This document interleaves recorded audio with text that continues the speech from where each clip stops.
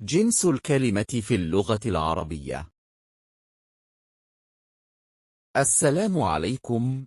أما بعد، فمشكلة التذكير والتأنيث إحدى المشكلات الكبرى التي تواجه متعلمي اللغة العربية لغير الناطقين بها.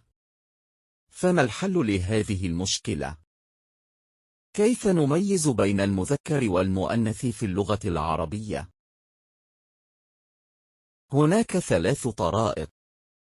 الطريقة الأولى من خلال علامات التأنيث، وهي التاء المربوطة والألف الممدودة والألف المقصورة. مثلا سيارة كلمة مؤنثة لأنها منتهية بالتاء المربوطة. ومثلا صحراء كلمة مؤنثة لأنها منتهية بالألف الممدودة. ومثلا ذكرى كلمة مؤنثة لأنها منتهية بالألف المقصورة. ومثلا يوم كلمة مذكرة لأنها خالية من علامة التأنيث.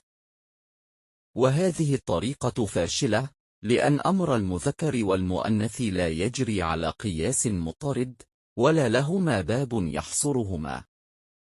مثلا تلعابة كلمة مذكرة على الرغم من أنها منتهية بالتاء المربوطة.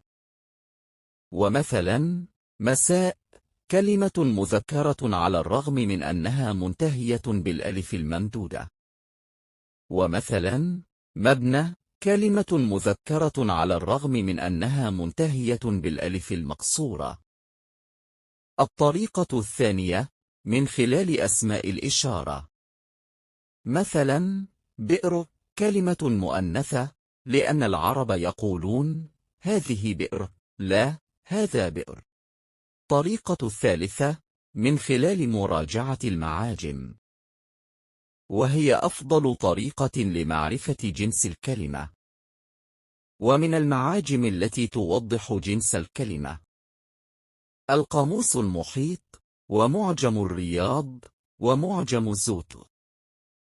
القاموس المحيط، ومعجم الرياض، ومعجم زوتو. شرح بعض الرموز الموجودة في معجم زوتو. ميم ميم ميم معناه أن الكلمة مؤنثة مجازية مجردة من علامات التأنيث. مثلا حرب كلمة مؤنثة مجازية مجردة من علامة التأنيث. ميم ميم ذال معناه أن الكلمة مؤنثة ويجوز أن تذكر. مثلا قوس كلمة مؤنثة ويجوز أن تذكر. مذمؤ معناه أن الكلمة مذكرة ويجوز أن تؤنث. مثلا روح كلمة مذكرة ويجوز أن تؤنث.